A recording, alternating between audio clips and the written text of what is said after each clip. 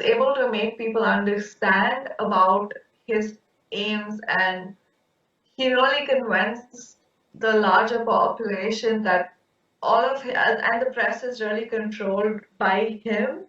So a lot of the main press is right wing. So my parents support him, I don't. Um, and It is alleged that this is a Zoom meeting which she had with the international member. Everybody knows her, Disha, co-founder of Fridays for Future campaign, which was inspired by Greta Thunberg's movement on environment conservation. YouTube पर बहुत सारी videos हमने भी देखी हैं, लेकिन law point of view से नहीं मिली। लेकिन एक सवाल तो मन में उठता है, अगर झूठा राजद्रोह का इल्जाम लगे तो क्या किया जाए? इसका जवाब भी हमको दिशा के केस कवर करने से मिल जाएगा। यस, डोंट बी सरप्राइज्ड, ये देशद्रोही का इल्जाम नहीं है, राजद्रोही का इल्जाम है। सिडिशन, राजद्रोह। Sedition, IPC 1860, Section 124A, inserted by Act 27 of 1870, Section 5, and substituted by the Act 4 of 1898, Section 4, for Section 124A. Sedition मतलब words spoken, written, signed, visual representation, जो hatred और दुश्मनी की फीलिंग पैदा करता है। बोलने से, लिखने से या इशारा करने से या कोई प्रचार करने से अगर लोगों के बीच नफरत पैदा होती है, ये भड़काता है या दुश्मनी की भावना पैदा करता है भारत सरकार के खिलाफ। यस, आपने ठीक सुना, सेक्शन 124A देशद्रोही नहीं, राजद्रोही का इल्जाम है। मतलब भारत नहीं, भारत सरकार के खिलाफ कार्य करने पर लागू होता है। ये कॉग्निजेबल है, नॉन बेलेबल है और किसी भी कोर्ट ऑफ सेशन में चलाया जा सकता है। Punishments, imprisonment for life, yes, सारी उम्र जेल में बितानी पड़ सकती है और फाइन भी। 3 years of imprisonment plus fine, मतलब 3 साल की सजा भी हो सकती है और जुर्माना भी साथ में हो सकता है। अब आते हैं सेडिशन का latest case, state versus Disha A Ravi पर। Disha was arrested by Delhi police, इल्जाम था राजद्रोही का। सी सर्कमस्टांसेस को अगर आप देखेंगे तो दिल्ली पुलिस ने अच्छा काम किया। अब मैंने इतना बोल दिया है तो आपने पहले ही जज कर लिया होगा कि शायद मैं बीजेपी सपोर्टर हूं। हम किसी भी पॉलिटिकल पार्टी या गवर्नमेंट की बात नहीं कर रहे हैं, हम सिर्फ केस की बात कर रहे हैं और पुलिस के एक्शन की बात कर रहे हैं। आप खुद देखें, यहाँ पर एक एगिटेशन हुआ था जिससे दंगे जैसे हालात पैदा हो चुके थे।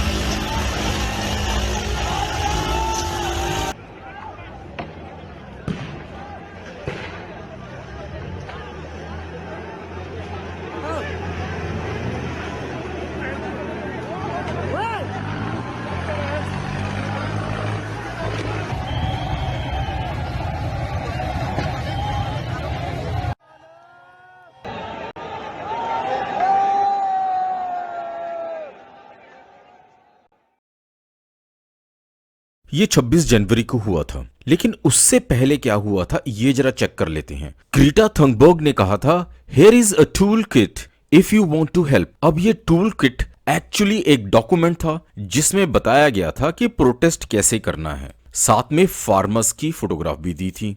तो ऑब्वियसली पुलिस को शक तो होना ही था। आप अगर पुलिस वाले हैं तो आप भी देखोगे कि कुछ तो गड़बड़ है, कहीं ये लोग ही तो इनको भड़का नहीं रहे हैं। सेकेंड ट्वीट एक और हुआ, here is an updated toolkit by people on the ground in India if you want to help. They removed their previous document as it was outdated. शक तो होता है कि चल क्या रहा है।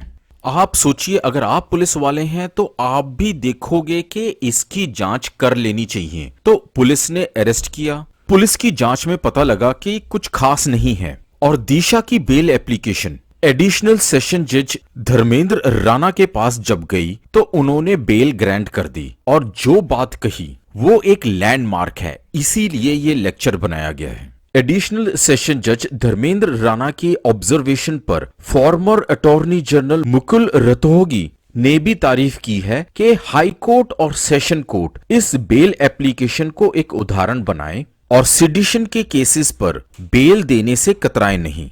दिशा राणा की बेल एप्लीकेशन एक्सेप्ट हो गई थी। उनकी बेल एप्लीकेशन पर जो ऑब्जर्वेशन थी सेशन जज की, उसको हम कवर कर रहे हैं। पहला पॉइंट कि उन्होंने जूम मीटिंग अटेंड की थी जिसमें 2 खालिस्तानी एक्टिविस्ट थे। कोर्ट ने कहा mere engagement with persons of dubious credential do not indictable, मतलब जो कई लोगों के साथ मीटिंग थी उसमें से अगर 2 लोग खालिस्तानी एक्टिविस्ट थे, इसका मतलब ये नहीं है कि दिशा को भी माना जाए। दूसरा पॉइंट, 26 जनवरी को जो दंगे जैसे हालात हुए थे उसमें दिशा का कोई भी हाथ नजर नहीं आया, क्योंकि बहुत सारे लोग अरेस्ट किए गए थे। उन लोगों से ये नहीं पाया गया कि वह ट्वीट के कारण ये कर रहे हैं। फिर टूल किट की बात की, जिसकी बात मीडिया ने बहुत बड़े पैमाने पे की कि ये टूल किट है क्या, एक डॉक्यूमेंट, और शायद ये डॉक्यूमेंट ही वह है जो दंगे फैलाने की बात करता है, लेकिन ऐसा कुछ नहीं पाया गया।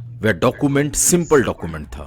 Fourth point, citizen cannot be put behind bars simply because they disagree with the government. अगर आप गवर्नमेंट की किसी बात से एग्री नहीं करते हैं तो इसका मतलब ये नहीं कि आपको जेल में डाल दिया जाए। ऐसे तो फिर सभी ऑपोजिशन पार्टी वाले समझ गए ना। Fifth point, article 19 constitution right देता है, right to speech. Sixth point, creation of WhatsApp group editing in cautious tool kit not an offence. ये बात इसलिए कही गई थी क्योंकि डर के मारे हर इंसान यही करता है, सो किसी भी व्हाट्सएप ग्रुप को डिलीट करना अपराध नहीं है। सातवां पॉइंट, क्या इंडियन एम्बेसी योगा एंड चाय की बात पर थी, जिसे मीडिया ने फिर खूब उछाला था, लेकिन ऐसा कोई एविडेंस नहीं मिला कि किसी इंडियन एम्बेसी को वेंडलाइज किया गया हो, मतलब तोड़फोड़ मचाई गई हो वहां पर। तो ये इल्जाम पुलिस का झूठा था। एट्थ पॉइंट कोर्ट का था कि स्केटी एविडेंस है, नो क्रिमिनल एंटीसीडेंट्स है, मतलब कोई पिछला आपराधिक रिकॉर्ड नहीं है दिशा का। और कुछ गाइडलाइंस है इंटरस्टेट पुलिस की, वो भी पुलिस ने फॉलो नहीं की थी। ये स्क्रीन के सामने है।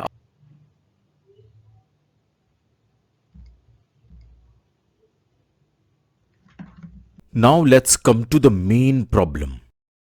दिशा रवि, जिसकी गिरफ्तारी अभी कुछ दिन पहले हुई है देशद्रोह के मामले में, जिस तरीके से चीजें उसने की, अब वही लड़की अब हाईकोर्ट पहुंच गई है और ये कहती है कि जो चैनल इन सारे मामलों को लेकर रिपोर्टिंग कर रहे हैं कि इन चैनलों को रोका जाए जिस तरीके की इन्होंने रिपोर्टिंग की है। उसमें ये कहती है कि मेरी चैट अब सार्वजनिक नहीं होनी चाहिए, लोगों के बीच में नहीं जानी चाहिए। कांड करो सार्वजनिक और चैट सार्वजनिक ना हो। ये कांडी औरत है और इसने कांड किया है, इसकी चैट भी सार्वजनिक होगी। क्योंकि देखिए, जो टूल किट जो भी था जिसमें इन्होंने सोशल मीडिया के थ्रू इन्होंने चीजें एक्टिव करी थी, तब आपने क्यों नहीं सोशल मीडिया का यूज किए बंद करा था? देश को जानना यह जरूरी है कि 21-22 साल की लड़की क्या कर रही थी। आप हमेशा कहते हैं 21-22 साल की लड़की को पकड़ा। आप ये बताइए 21-22 साल की लड़की क्या कर रही थी? ये विदेशियों के साथ मिलकर भारत में दंगे की साजिश कर रही थी कि नहीं कर रही थी? बताइए मुझे। दिल्ली में जो हिंसा हुई थी उसके पीछे बहुत बड़ी अंतर्राष्ट्रीय साजिश थी। विदेश में बैठकर दोस्तों दिल्ली के दंगों की आग में झोंकने का प्लान बनाया गया था। ये टूल किट की एडिटर बनकर देश के खिलाफ साजिश का मोर्चा संभाले हुई थी कि नहीं थी, पूछता है भारत। ये लड़की देश विरोधी खालिस्तानियों के संपर्क में थी कि नहीं थी? बताइए मुझे, पूछता है भारत। ये ग्रेटा के साथ संपर्क में थी कि नहीं थी? और जब पकड़ी गई तब कहा कि अबे भागने की कोशिश करना पड़ेगा हमको। क्या देश, एक मिनट, क्या देश विरोधी काम करने वालों को उनकी उम्र का लिहाजा से सजा मिलेगी? बताइए मुझे। मिलकर ऐसे ही हर बार हमेशा इन देश विरोधी ताकतों को ऐसे ही एक्सपोज करते रहेंगे। इसलिए हमसे भी ज्यादा आप सब लोग बधाई के पात्र हैं, क्योंकि आप सब हमारी ताकत बढ़ाते हैं। प्रॉब्लम एक्चुअली यहाँ पर है कि हमको मालूम नहीं है कि टूल किट क्या है और केस की डिटेल्स क्या है। आप पहले ही कमेंट करना शुरू कर देते हैं कि वह अपराधी है। अरे प्रूफ तो होने दो कोर्ट में। The biggest threat and the biggest problem is from fake people.